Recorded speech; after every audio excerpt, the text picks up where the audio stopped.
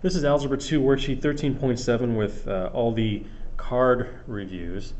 Some of them had different colors depending on what teacher you had, but either way there was a bunch of cards, about 30 of them, and you had to choose certain ones to complete. So in this video I'm going to go over cards 3 and 5.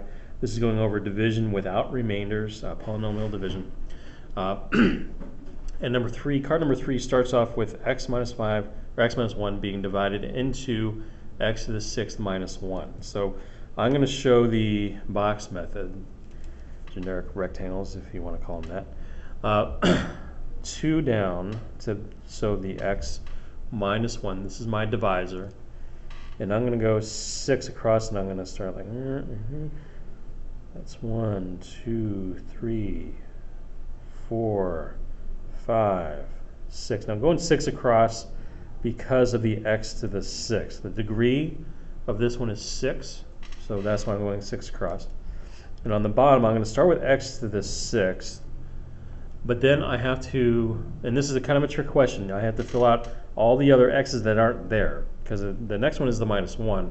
I need to represent all the x's in order, so I have to put 0x to the 5th, 0x to the 4th, to the 3rd, to the 2nd, plus 0x, and then minus 1 at the very end.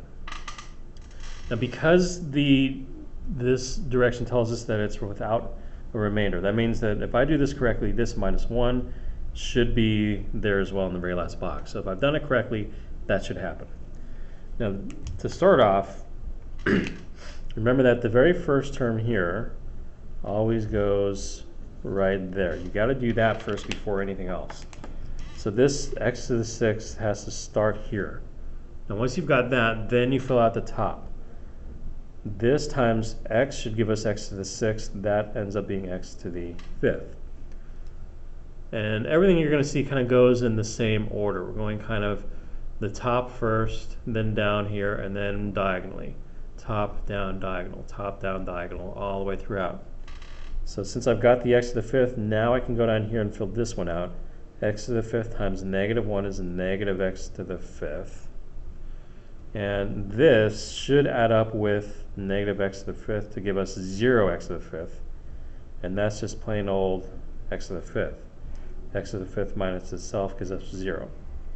Which means this is now x to the 4th. X to the 4th times x is x to the 5th. X to the 4th times negative 1, negative x to the 4th. Positive x to the 4th minus that is 0x to the 4th.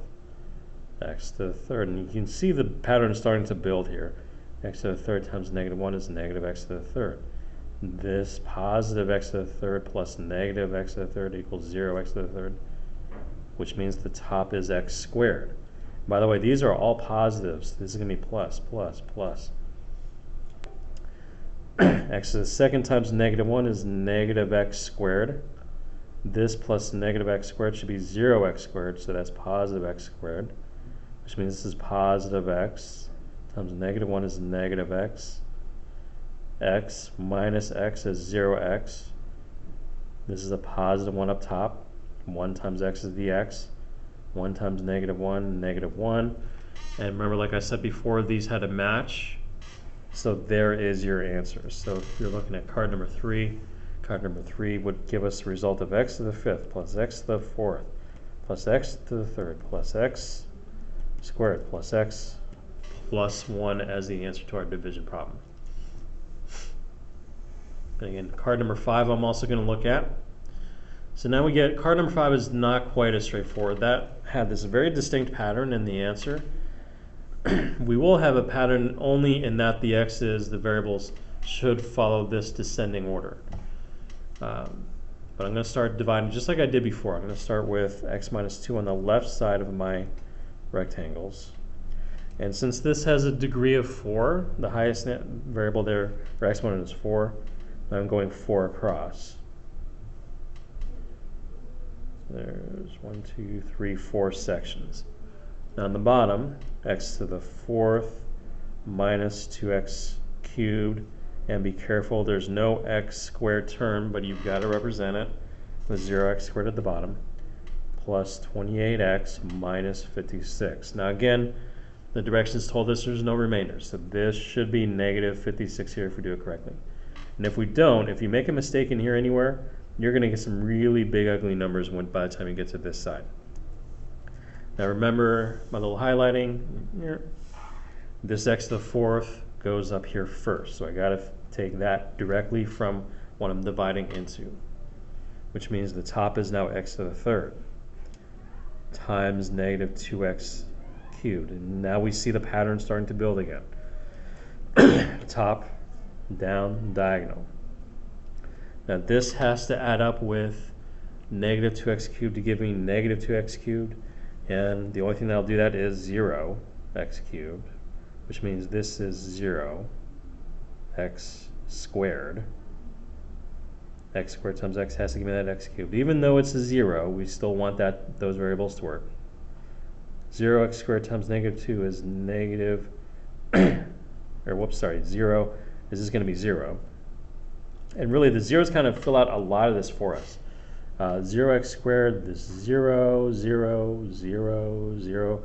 The zeros kind of follow all the way through. Now the variables would be, these would be x squared, which means this would be x. And I'm just putting these because I want to remember that I have to move diagonally to combine with this. Now I finally have something that's not a 0 at the bottom. This plus 0x has to be 28x. There's your positive 28x, which means above is plus 28. 28 times negative 2 is negative 56. So that one works out with my non-remainder. So now when I go to my final answer, I'm starting with x cubed. I don't have to write the 0 terms. I just have to write that last one plus 28, and then I'm done with number 5.